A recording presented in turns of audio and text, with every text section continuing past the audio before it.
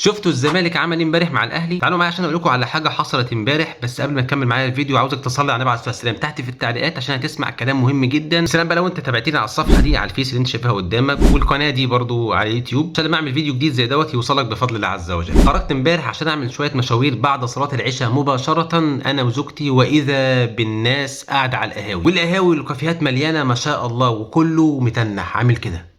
والله العظيم زي ما بقول لكم كده، انا كنت نفسي اصور بالموبايل بس خفت الناس تقوم عليا تموتني، انت بتصور ايه وتعمل ايه؟ انتوا عارفين طبعا ما بتابعش الكوره، فسالتهم ده ماتش ايه؟ قالوا لي الاهلي والزمالك. قلت بقى الدنيا النهارده هتولع. قلت النتيجه معروفه زي كل مره، الاهلي بيفوز، وهتلاقي الشوارع كلها طبل وزمر بعد الكوره، وهتلاقي كله احمر في احمر. على فكره انا ولا اهلاوي ولا زملكاوي، واللي عارفني عارف كده كويس، لكن الواقع دايما بيقول كده، كل شويه نلاقي ان الاهلي بيفوز. لكن سبحان الله العظيم الموازين انقلبت المره دي. لقيتني في الشارع ما روحتش عشان كنت بجيب برضو طلبات زي ما قلت لكم، لحد ما اتاخرت قبل الساعه 12 بشويتين، ولقيت الدنيا هاديه. يا اخوانا فين الاحمر في احمر، وفين الطبل والزمر، وفين الهيصه دي كلها؟ سالت حد بعرفه بحبه بيتابع الكوره، فقال لي الزمالك هو اللي فاز، وطبعا كان حزين بقى لانه اهلاوي. فانا قلت مش هطلع البس القميص الابيض بتاعي اللي هو دوت زي ما بطلع كتير بيه، عشان مراعاه لشعور الناس الاهلاويه، مع اني برضو ولا انا اهلاوي ولا انا زملكاوي. وعلى العموم الف مبروك للزمالك وهارد لك يا اهلاويه. وتعالى بقى اخدكم في حته تانية كده. ايوه خلي بالكم، الدنيا دي مش دايما لحد، يوم فوق ويوم تحت، يوم عليك ويوم ليك. الايام سجال وتلك الايام نداولها بين الناس. فهيجي لك يوم تطلع فوق فوق فوق، وبعدين تنزل تحت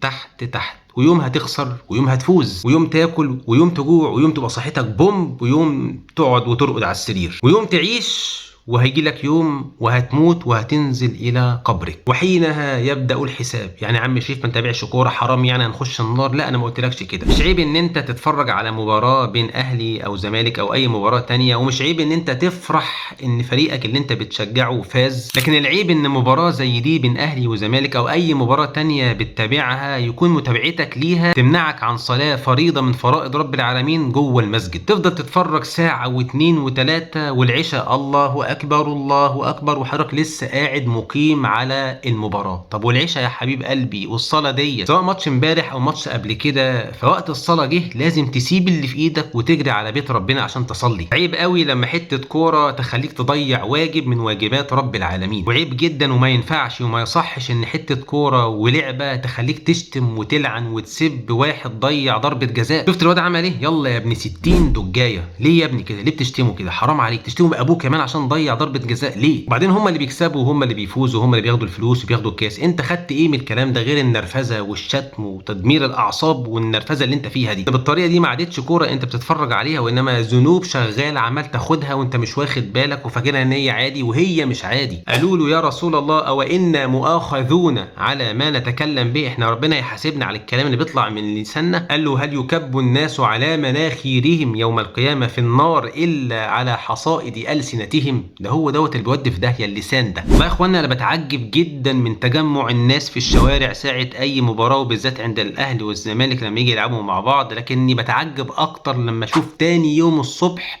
صلاة الفجر كلها ما حدش بيصليها الا اللي بيصلوا طول حياتهم. التجمع بتاع امبارح بالليل اللي انا شفته مئات بل الاف الناس في الشوارع، فين الناس دي في المساجد؟ هم الاربع خمس صفوف بتوع صلاة الفجر، وهم يجي يقول لك هو ايه المشكله ما اشجع كوره؟ يعني هو حرام يعني دخلنا النار؟ لا انا مش قلت لك كده ولا دخلت النار ولا دخلت جنه، كان بقول لك انت ازاي يجي لك قلب تتجمع وتقعد ساعتين ثلاثه قدام كوره ومش قادر تقف 5 6 7 دقايق في صلاة فجر ركعتين جوه مسجد؟ عيب قوي على انك انت تزعل على خساره فريق وما تزعلش على تضييع صلاة فجر او تضيع ان انت تيجي صلاة الجمعة متأخر وعادي مش فارقة ولا في بالك الكلام ده مش مهم. يعني صلاة الجمعة تيجي متأخر والراجل طالع على المنبر، لكن ماتش وكورة لازم يروح بدري قبل ما الكورة تبدأ عشان يقعد يحجز كده مكان في الصف الاول ويعرف يشوف الشاشة قدامه مظبوطة. بسألك سؤال، هو انت هتفضل لحد امتى معلق قلبك بحاجة غير ربنا؟ هتفضل امتى غافل وقلبك ضايع كده ومش في بالك اي حاجة غير الكورة؟ يعني بجد ناوي تفوق امتى؟ لما يشيلوك على كتافهم ويدفنوك تحت في التربة؟ انا مش عارف يا اخي والله العظيم. تشوف الراجل من دول الفريق بتاعه بيخسر من هنا سواء زملكاوي ولا اهلاوي، يقعد طول الليله دي ولا بياكل ولا بيشرب ومزاجه متعكر ومش طايق حد يكلمه. سلام بقى لو راجل اهلاوي وابن زملكاوي، الدنيا هتبقى حريقه في البيت وكل عمال يضرب في بعض وده انتوا السبب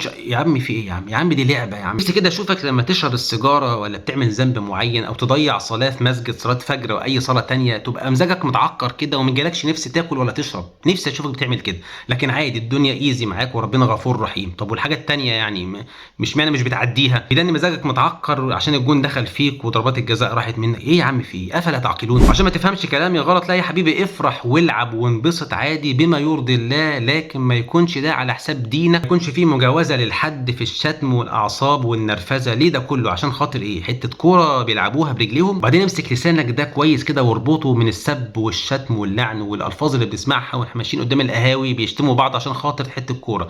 طب ما انت هتتحاسب على كل كلمه بتطلع من لسانك. ما يلفظ من قول الا لديه رقيب عتيد. فكل واحد بيسمعني شوف ربنا طالب منك ايه واعمله، واوعى تقصر في حق رب العالمين عشان خاطر لعبه ولا كوره ولا غيرها. في نفس الوقت بقول لك افرح وانبسط وفسح عيالك وهزر وكل حاجه عادي طالما في مرضات رب العالمين، ما فيهاش معصيه ولا كلمه وحشه بتتقال ولا نرفزه ولا اعصاب مشدوده ولا تضييع واجب من واجبات ولا صلاه فريضه في مسجد ولا اي حاجه. اعطي كل ذي حق حقه. سلام بقى لو عملت شير للكلمتين دول عشان غيرك ينتفع. يمكن واحد كان ماشي كده فنجيبه كده. ما تنساش ان كل فيديو بتشوفه بتعمل له شير فحد بيعمل باللي فيه فيكون في ميزان حسناتك. ليه؟ فالدال على الخير كفاعله. اوعى تنسى تدعي لاخوك شريف، ايوه انا اسمي شريف، تحت في التعليق كده اي دعوه حلوه من قلبك عشان تلاقي في ملك يقول لك امين ولك بالمثل. تاني هتنسوا تصلوا على النبي؟ يا عم صلى على النبي عليه الصلاه والسلام.